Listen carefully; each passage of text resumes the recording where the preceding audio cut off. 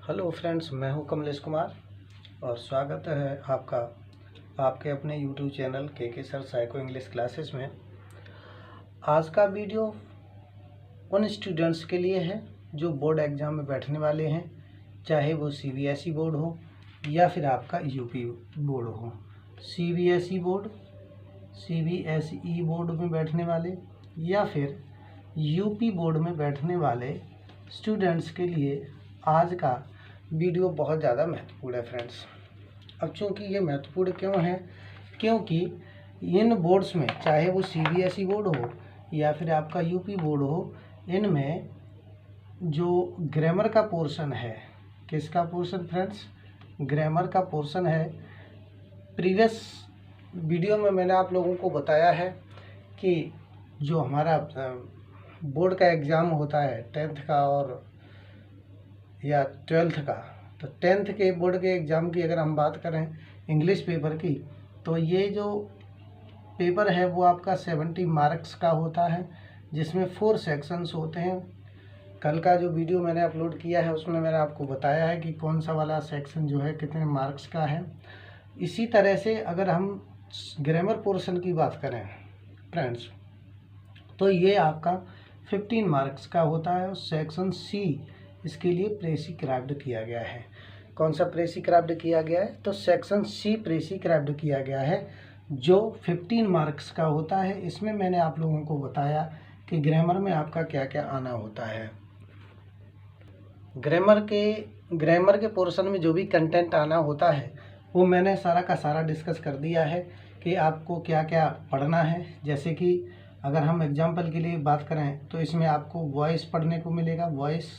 Voice का मतलब active voice, passive voice, और इसी तरह से आपको स्पीच पढ़ने को मिलेंगी। स्पीच का मतलब होता है डायरेक्ट स्पीच और इनडायरेक्ट स्पीच। इसी तरह से एक पोर्शन आपका, एक टॉपिक और भी इसी ग्रामर पोर्शन में है आपका, वो है सेंटेंस फॉर्मेशन का फ्रेंड्स। किसका है? तो सेंटेंस फॉर्मेशन का, या इसको हम लोग रीऑर्डरिंग भी कह सकते हैं। एक्चुअल में रीऑर्डरिंग या सेंटेंस फॉर्मेशन का मतलब क्या होता है, मीनिंग क्या होता है, ये मैं थोड़ा सा आप लोगों को बताते चलूँ। इसका मतलब होता है, सेंटेंस को पहले समझ लीजिएगा। सेंटेंस का मतलब होता है वाक्य। सेंटेंस को हिंदी में कहते हैं वाक्य, और सेंटेंस का मतलब होता है वह सेंस जो क्रम में रखा गया हो। सेंटेंस का मतलब क्या हुआ फ्रेंड्स? तो सेंटेंस का मतलब हुआ सेंस, अर्थात वह सेंस जो कैसे रखा गया है, क्रम में रखा गया है। ठीक है ना? तो आप अच्छी तरह से समझ लीजिएगा कि सेंटेंस का हमें आज के इस टॉपिक में हमें क्या करना है, सेंटेंस का फॉर्मेशन करना, अर्थात सेंटेंस का जो स्वरूप है वो किस तरह से बन सकता है। तो आइए हम लोग डिस्कस करते हैं बिना कुछ देरी किए हुए सेंटेंस के फॉर्मेशन को। तो देखिए फ्रेंड्स, इसमें क्या होता है कि जो सेंटेंस फॉर्मेशन है, तो इसके लिए जो जरूरी कंपोनेंट्स हैं वो हैं आपके क्या? तो देखिए, एक तो आपका होता है सब्जेक्ट। एक क्या होता है? ये होता है आपका सब्जेक्ट प्लस वर्ब। ठीक है फ्रेंड्स, और वर्ब के बाद में ऑब्जेक्ट। Subject, verb, object. तो सब्जेक्ट, वर्ब और ऑब्जेक्ट के प्रयोग से फ्रेंड्स बनती है हमारी क्या? सब्जेक्ट, वर्ब, ऑब्जेक्ट के प्रयोग से फ्रेंड्स बनता है हमारा एक सेंटेंस। अब चूंकि सेंटेंस बनता है, तो अब ये जो हमारा सेंटेंस फॉर्मेशन का जो टॉपिक है, इसमें क्या होता है, इसमें ये जो सब्जेक्ट है आपका, या फिर वर्ब है, या फिर जो ऑब्जेक्ट है, इसको डिस्क्रिमिनेट कर दिया जाता है। अर्थात यूँ कह दें कि इसको अदल बदल कर दिया जाता है, इधर से उधर कर दिया जाता है। बस उसी को हमें सीरीज वाइज रखना होता है, क्रम वाइज रखना होता है, जिसे हम लोग सेंटेंस फॉर्मेशन कहते हैं। अब देखिए फ्रेंड्स, क्या होता है कि जो सब्जेक्ट है हमारा, तो सब्जेक्ट के कई पार्ट होते हैं। अगर हमें सब्जेक्ट के पार्ट्स मालूम होंगे, हमें वर्ब मालूम होगी, हमें ऑब्जेक्ट मालूम होगा, तो ही हम सेंटेंस के फॉर्मेशन को सही तरीके से कर सकते हैं। अन्यथा की स्थिति में हम गलत कर सकते हैं। तो सबसे पहले हमें जानने की ज़रूरत क्या है कि सेंटेंस का जो सब्जेक्ट है इसके कितने पार्ट होते हैं। तो देखिए फ्रेंड्स, सेंटेंस में जो सब्जेक्ट होता है उसके पार्ट्स होते हैं आपके दो। कौन कौन से होते हैं? एक आपका इसमें आता है हेड वर्ड होता है, और दूसरा आपका इसमें आता है क्वालिफायर। दूसरा क्या होता है? क्वालिफायर होता है, FIER, ठीक है। तो हेडवर्ड होता है, हेडवर्ड होता है, तो दूसरा क्या होता है, क्वालिफायर होता है। हेडवर्ड को फ्रेंड्स हम लोग हिंदी में क्या कह सकते हैं, तो जो हमारा हेडवर्ड है उसे हिंदी में हम लोग कहते हैं मुख्य शब्द। हेडवर्ड को हिंदी में मुख्य शब्द कहते हैं। और जो क्वालिफायर है इसे हम लोग हिंदी में निश्चयवाचक कहते हैं, निश्चयवाचक। क्वालिफायर का मतलब क्या होता है, क्वालिफायर का मतलब होता है विशेषता बताने वाला, सॉरी फॉर दैट। क्वालिफायर का मतलब होता है विशेषता बताने वाला, जो मतलब जो भी क्वालिफाई करता है, तो विशेषता बताने वाला। अब देखिए यहाँ पर हेडवर्ड जो है, हेडवर्ड को तो हेडवर्ड तो आपको समझ में आता ही है, जैसे कि सेंटेंस का जो मुख्य शब्द होगा वो हेडवर्ड कहलाएगा। लेकिन क्वालिफायर एक वर्ड नया है हमारे लिए, तो क्वालिफायर को हम समझ लेते हैं कि आखिर ये क्वालिफायर क्या है। तो हम उन तत्वों की बात करते हैं या उन वर्ड्स की बात करते हैं जो सब्जेक्ट को क्वालिफाई करता है, सब्जेक्ट को या हेड वर्ड को जो क्वालिफाई करता है उसी को हम लोग बोलते हैं क्वालिफायर, ठीक है। अब क्वालिफायर के जो कंपोनेंट्स होते हैं फ्रेंड्स वो हो सकते हैं आपके दो। कौन कौन से हो सकते हैं, तो एक तो आपका हो सकता है डेटर्मिनर, एक तो आपका हो सकता है डेटर्मिनर, ठीक है, डेटर्मिनर हो सकता है। और दूसरा आपका हो सकता है एडजेक्टिव। क्या हो सकता है, तो एडजेक्टिव हो सकता है, ठीक है, एडजेक्टिव हो सकता है। तो डिटर्मिनर को हम लोग निश्चयवाचक कहते हैं। ये डिटर्मिनर जो होता है वो क्या करता है, तो ये निश्चय करता है किसका, हेडवर्ड का, ये निश्चय करता है, ठीक है, तो इसको निश्चयवाचक कहते हैं। और ये जो एडजेक्टिव होता है ये विशेषण होता है, किसी भी सब्जेक्ट की क्या बताता है, विशेषता बताता है। अब देखिए फ्रेंड्स, मैं आपको यहाँ पर एग्जाम्पल दे करके समझाने का प्रयास करता हूँ, उस एग्जाम्पल से आप समझने का प्रयास करिएगा। यहाँ पे कहा गया है a good boy, a good boy, a good boy is playing, is playing, ठीक है। अब देखो a good boy is playing, okay, ये सेंटेंस है आपका। लेकिन अब इस सेंटेंस में अगर हम यहाँ से यहाँ तक का पोर्शन देखेंगे, ये वाला, अगर आपसे सब्जेक्ट प्रेडिकेट चूज करने के लिए कहा जाए तो आप क्या करोगे, आपको कुछ नहीं करना है, सिर्फ आपको यहाँ पर मेन वर्ब या हेल्पिंग वर्ब को देखना है। हेल्पिंग वर्ब के पीछे वाला पार्ट और या फिर मेन वर्ब के पीछे वाला पार्ट जो होता है वो क्या कहलाता है, वो कहलाता है आपका subject. Head word sorry helping verb या मेन वर्ब के साथ वाला और बाद वाला जो पार्ट है वो क्या कहलाएगा, वो कहलाता है आपका प्रेडिकेट पार्ट। अभी यहाँ पर ये वाला पार्ट आपका सब्जेक्टिव पार्ट है। तो सब्जेक्टिव पार्ट में देखिए तीन वर्ड्स हैं, एक तो है आपका अ, दूसरा है आपका गुड, तीसरा आपका है बॉय, ओके। तो ये तीन वर्ड हैं यहाँ पे। अब ये तीन वर्ड जो हैं इनमें हमें क्या करना है, इनमें हमें ये देखना है कि हेड वर्ड कौन सा है, क्वालिफायर कौन सा है, डिटर्मिनर कौन सा है, एडजेक्टिव कौन सा है। अगर हम लोगों ने इनको पहचान लिया और पहचानने के बाद अगर ये वाला क्रम हमने फॉलो कर लिया तो हम क्या कर पाएंगे, तो फिर हम सेंटेंस फॉर्मेशन को अच्छी तरह से कर पाएंगे फ्रेंड्स। इतना आपको काम करना है। तब देखिए क्या करोगे, देखो इसमें ये जो ए है आपका वो क्या है, ए है आपका आर्टिकल, एक्चुअल में क्या है, आर्टिकल होता है, ठीक है, आर्टिकल है ये। अब ये आर्टिकल है तो ये आर्टिकल आता किस में है, तो ये आर्टिकल आपका आता है डिटर्मिनर पार्ट में। आर्टिकल जो होता है वो डिटर्मिनर पार्ट, डिटर्मिनर का पार्ट है। इसी तरह से अगर हम गुड की बात करें तो गुड क्या है, तो गुड आपका है एडजेक्टिव, क्या है फ्रेंड्स, गुड एडजेक्टिव है। और ये जो बॉय है वो क्या है, तो बॉय आपका हेड वर्ड है, बॉय क्या है, हेड वर्ड है। तो ये आपको रखना है याद कि हेड वर्ड है।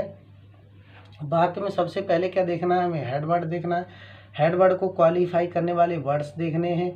और अगर क्वालिफाई कर रहे हैं और फिर क्वालिफाई करने के पहले भी अगर कोई डिटर्मिनर कर रहा है, डिटरमाइन कर रहा है, तो उसको भी हमें अच्छी तरह से देखना है, तब हम जा कर के अपने सब्जेक्ट को बना पाएंगे फ्रेंड्स। एक तो कंडीशन आपकी ये हो गई कि आप सब्जेक्ट को कैसे समझेंगे और सब्जेक्ट को कैसे बना पाएंगे, ठीक है।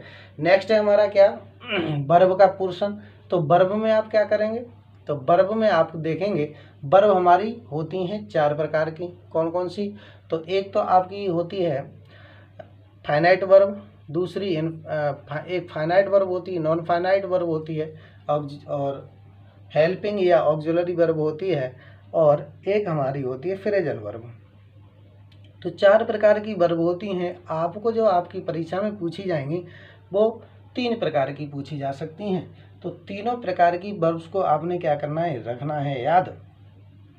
और तभी आप जा कर के बना पाएंगे आप अपना ये सेंटेंस। हाँ, और एक बात और भी ध्यान रखिएगा, ऑब्जेक्ट भी आपके दो होते हैं। कितने होते हैं फ्रेंड्स? दो। तो कौन से? एक डायरेक्ट ऑब्जेक्ट होता है, दूसरा इनडायरेक्ट होता है। मोस्टली जो डायरेक्ट ऑब्जेक्ट होते हैं वो बाकी के बाद में लिखे जाते हैं, और जो इनडायरेक्ट ऑब्जेक्ट होते हैं वो बाकी के बीच में लिखे जाते हैं। पहले लिखा मतलब इनडायरेक्ट से, सॉरी, जो डायरेक्ट ऑब्जेक्ट हैं उनसे पहले इनडायरेक्ट ऑब्जेक्ट को लिखा जाता है। तो ये बना है आपका क्रम। क्या बना है? अब देखिए कैसे बनेगा क्रम आपका। तो मैं यहाँ पे एक फॉर्मूला लिख दे रहा हूँ, आप चाहो तो इसको नोट कर लेना, ठीक है फ्रेंड्स। तो क्या है फॉर्मूला हमारा? देखिए यहाँ पे हमने एक तो क्या किया है, आपको सबसे पहले क्या देखना है, तो सबसे पहले आपको देखना है डिटरमिनर, देन देखना है एडजेक्टिव, देन ये डिटरमिनर और एडजेक्टिव ये हैं पार्ट आपके क्वालिफायर के। उसके बाद आपका आता है हेडवर्ड। तो क्या क्या देखना है? डिटरमिनर देखना है, एडजेक्टिव देखना है, देन हेडवर्ड देखना है। हेडवर्ड के बाद में फिर आपका आता है वर्ब का पोर्शन। और वर्ब का पोर्शन जो आता है, तो वर्ब में आपको सबसे पहले helping verb, then main verb. अगर हेल्पिंग वर्ब और मेन वर्ब दोनों एक साथ में हैं तो फिर हेल्पिंग वर्ब को पहले लेना है और मेन वर्ब को बाद में लेना है। इसी क्रम में आपका आता है ऑब्जेक्ट। तो ऑब्जेक्ट में आपको मोस्टली ध्यान रखना है, क्या ध्यान रखना है कि जो आपका जो डायरेक्ट ऑब्जेक्ट है वो बाकी के लास्ट में जाएगा, और जो इनडायरेक्ट ऑब्जेक्ट है वो आपका बाकी के बीच में आएगा। अगर इनडायरेक्ट ऑब्जेक्ट आपका बाद में जा रहा है, मतलब इनडायरेक्ट ऑब्जेक्ट जो है वो आपका लास्ट में जा रहा है और डायरेक्ट ऑब्जेक्ट बीच में आ रहा है, तब आपको टू से इनडायरेक्ट ऑब्जेक्ट को जोड़ना होगा फ्रेंड्स। तो ये आप रखिएगा याद अच्छी तरह से। तो इससे आप क्या कर पाएंगे, इससे आप बना पाएंगे अपने सेंटेंस को करेक्ट या सेंटेंस फॉर्म कर पाएंगे। तो मैं उम्मीद करता हूँ कि आपने ये समझ लिया होगा कि आपको क्या क्या करना है। आपको करना कुछ नहीं है, यहाँ पे देखिए डिटरमिनर, अर्थात सबसे पहले आप डी रखिएगा, फिर ए रखिएगा, फिर एच रखिएगा, और फिर क्या रखेंगे, उसके बाद रखेंगे वर्ब। तो वर्ब में भी आप एच को ही रखेंगे, और फिर रखेंगे मैन को अगर ऐसा है तो, है ना। फिर किसको रखेंगे? मैन वर्ब को रखेंगे, और उसके बाद क्या रखेंगे, फिर उसके बाद रखेंगे ऑब्जेक्ट। तो ऑब्जेक्ट में आप क्या रखेंगे, तो इनडायरेक्ट को पहले और डायरेक्ट को बाद में, ठीक है। इनडायरेक्ट को पहले और डायरेक्ट को बाद में, ये याद रखिएगा। फॉर्मूला क्या है? DAHHMID, ठीक है। इनको याद रखिएगा। डी से क्या मतलब हुआ? डिटरमिनर। एच, ए से मतलब क्या हुआ? एडजेक्टिव। एच से मतलब हुआ हेडवर्ड, और आपका फिर अगेन एच से मतलब हुआ हेल्पिंग वर्ब, और फिर आपकी जो एम है उससे मतलब होता है मेन वर्ब, और फिर आई से मतलब होता है इनडायरेक्ट ऑब्जेक्ट, और डी से मतलब होता है डायरेक्ट ऑब्जेक्ट फ्रेंड, ठीक है। तो ये उम्मीद करता हूँ कि ये पैटर्न आपको समझ में आ गया होगा। आइए एक दो एग्जाम्पल से हम लोग करते हैं समझने का प्रयास। ओके, तो सबसे पहला एग्जाम्पल हम लेते हैं, कौन सा? सबसे पहला एग्जाम्पल आप लोगों के सामने प्रस्तुत है, वो क्या है? तो वो है आपका सब्जेक्ट जो है, सेंटेंस दिया Agra for famous Taj Mahal is the, लिखा है आगरा। क्या लिखा है? आगरा। आगरा लिखा हुआ सेंटेंस है ये आपका, ठीक है।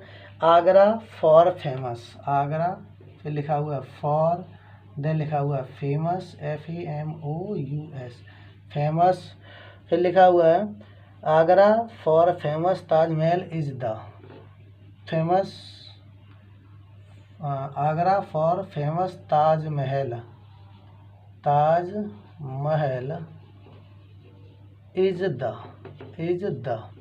इस सेंटेंस को आपने फ्रेंड्स क्या करना है? करेक्ट करना है। ये अभी सेंटेंस आपका विकृत अवस्था में है, या यूं कह दें कि ये जिगजैग पोजीशन में है। अब इसको हमें क्या करना है? फॉर्म रीऑर्डरिंग करना है।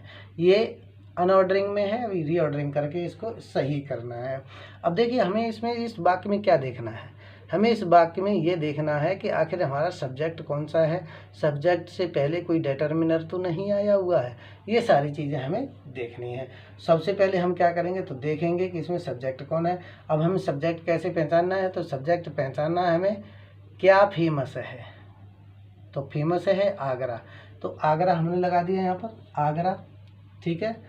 अब यहाँ पे हम क्या लगाएंगे? आगरा इज लगाएंगे। क्यों? क्योंकि सब्जेक्ट के बाद फिर क्या आना है? वर्ब आना है। तो आप याद रखिएगा, ये हमने सब्जेक्ट हमारा आगरा हो गया।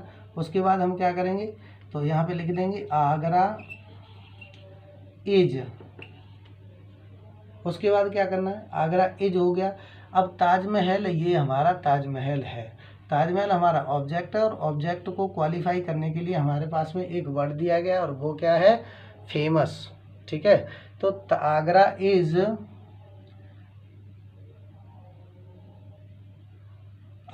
इज फेमस, यहाँ लिख देंगे हम लोग क्या, फेमस फॉर। अब देखिए ये जानी मानी हिस्ट्रिकल बिल्डिंग है, तो इसके पहले आर्टिकल लगना है, तो आर्टिकल क्या लगेगा, द ताजमहल, ताजमहल। सेंटेंस आपका करेक्ट क्या हुआ, Agra is famous for the Taj Mahal, Agra is famous for the Taj Mahal. ये सेंटेंस आपका बन करके फ्रेंड्स तैयार हो गया है। ठीक है, एक नेक्स्ट एक्शन सेंटेंस लेते हैं।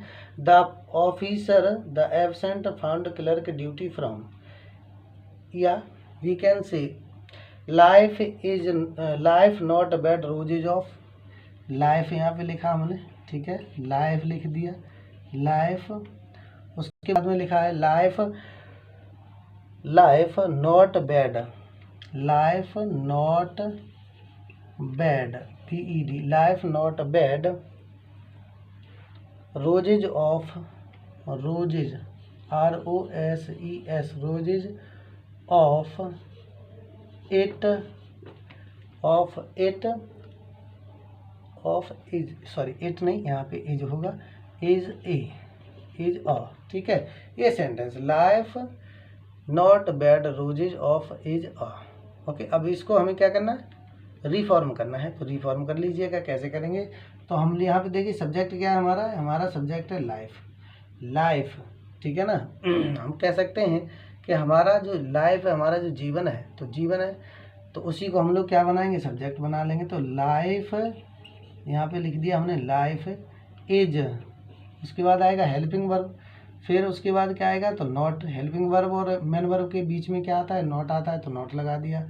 अगर मेन वर्ब नहीं दिया तो कोई दिक्कत नहीं। तो लाइफ इज नॉट, अब ये जो अ लगा हुआ है यहाँ पर, उसको लगा लेंगे यहाँ पर, life is not a bad. ये बैड क्या है, ये है आपका एडजेक्टिव जो क्वालिफाई कर रहा है। ओके ना, तो ये एडजेक्टिव है, ये क्वालिफाई कर रहा है, इसलिए हमने अ लगा दिया यहाँ पे। अब समझिए, बैड, और ये ऑफ जो वो है आपका प्रीपोजिशन, यहाँ लगा दिया, बैड ऑफ, और रोजेज, ये जो रोजेज है वो यहाँ पे लिख दिया। ठीक है, सेंटेंस हमारा बन करके तैयार हुआ, life is not a bad of roses. क्या बन के तैयार हुआ, तो life is not a bad of roses. Friend, इस तरह से हमें क्या करना होता है, अपने सेंटेंसेस को बना लेना होता है। एक दो सेंटेंस और देख लेते हैं।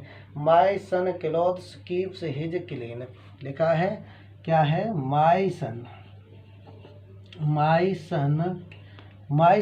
यहाँ पे लिखा, सेंटेंस क्या है, स्टार्ट हो रहा है, my son clothes, CLOTHES, my son clothes keeps his clean, keeps his clean, CLEAN। ठीक है फ्रेंड्स, अब देखो इसमें क्या करना है, इसको करेक्ट करना है। My son clothes keeps his clean, इस सेंटेंस को हमें रीअरेंज करना है। तो रीअरेंज करने के लिए हमें क्या करना पड़ेगा, हमें बनाना पड़ेगा सेंटेंस। तो बनाइएगा, इसमें सब्जेक्ट ढूंढिएगा। तो माई फ्रेंड, माई सन लगा देंगे, सबसे पहले क्या लगा देंगे, माई सन, मेरा पुत्र। ठीक है, कैसे कपड़े रखता है, तो सुथरे कपड़े, मतलब साफ सुथरे कपड़े रखता है।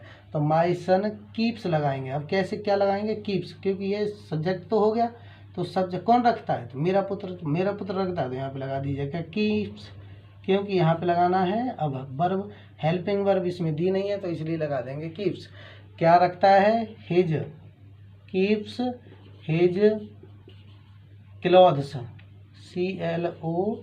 CLOTHES, क्लॉथ्स, और ये है आपका क्लीन। ठीक है, एक बात आपको मैं यहाँ पे बता दूँ, ये जो हिज है वो क्या है, ये है आपका पजेसिव एडजेक्टिव, अर्थात ये पजेसिव एडजेक्टिव का काम करता है। ये एडजेक्टिव है एक तरह का।